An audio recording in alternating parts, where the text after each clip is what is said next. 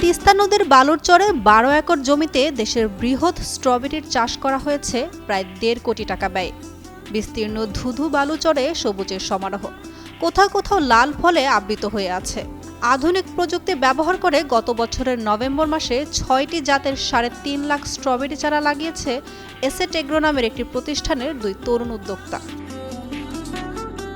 Strawberry চাষের শুরুতে চমক সৃষ্টি করলেও বর্তমানে হতাশায় ভুগছেন তারা। প্রায় ৩.৫ লাখ স্ট্রবেরি গাছ থাকলেও ফলন না আসায় লোকসান গুনতে হচ্ছে।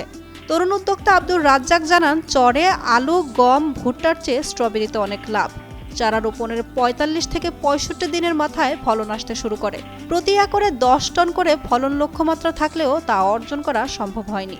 এই চর অঞ্চলে স্ট্রবেরি করার মূল উদ্দেশ্য হচ্ছে যে এখানে অসংখ্য কর্মসংস্থান বৃদ্ধি পাবে এবং চর অঞ্চলে মানুষ আমরা যারা আছি, একসময় আমরা কাউন করতাম, ভুট্টা করতাম বা এখনও ভুট্টা করে যাচ্ছি।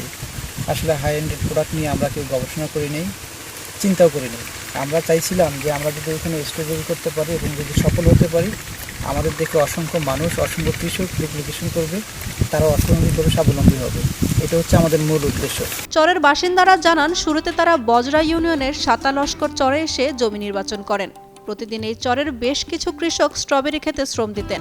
মজুরি হিসেবে দৈনিক ৫০০ টাকা করে পেতেন। এটা আমাদের উত্তরবঙ্গ বলা বলতে কি আমাদের বাংলাদেশের মধ্যে এটা প্রথম। আমরাও এলাকার লোক প্রথমে তো এটা দেখি নাই স্ট্রবেরি যে কি। তো এই কাজটা এখানে এই ফার্মটা দেওয়াতে অনেক লোক উপকৃত। শতাধিকের লোক প্রতিদিন ১৫০ এরকম করে লেবার, মহিলা পুরুষ সবাই এখানে শ্রম দিছে, কাজ করছে। তো এখন শুধু ফল উঠাইতেছে।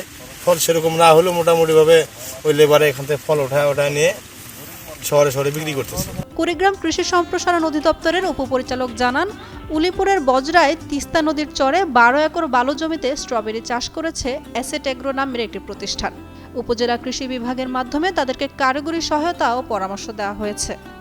স্ট্রবেরি একটি উচ্চ পুষ্টিমান সম্পন্ন উচ্চ মূল্যের ফল। এটি আমাদের দেশে ব্যাপকভাবে চাষাবাদ না হলেও বিচ্ছিন্নভাবে চাষাবাদ হচ্ছে। আমাদের কুড়িগ্রাম জেলার উলিপুর উপজেলার বজরা ইউনিয়নে সাতা লস্কর মৌজায় অ্যাসেট অ্যাগ্রো নামে একজন উদ্যোক্তা, তিনি ১২ একর জমিতে এই স্ট্রবেরি চাষ করেছেন। আমাদের সংশ্লিষ্ট উপজেলার কর্মকর্তারা তাদেরকে কারিগরি পরামর্শ দিয়ে যাচ্ছেন। যদি এটি কুড়িগ্রাম জেলার আবহাওয়া এবং মাটিতে ভালো হয়, তাহলে এটি আমরা পরবর্তীতে কুড়িগ্রাম জেলায় এটি সম্প্রসারণের ব্যবস্থা গ্রহণ করব এবং আশা করছি যে উদ্যোক্তা এটি চাষাবাদ করেছেন, তিনি আর্থিকভাবে লাভবান হবেন এবং এই এলাকার অর্থনৈতিক উন্নয়নে অবদান রাখবেন।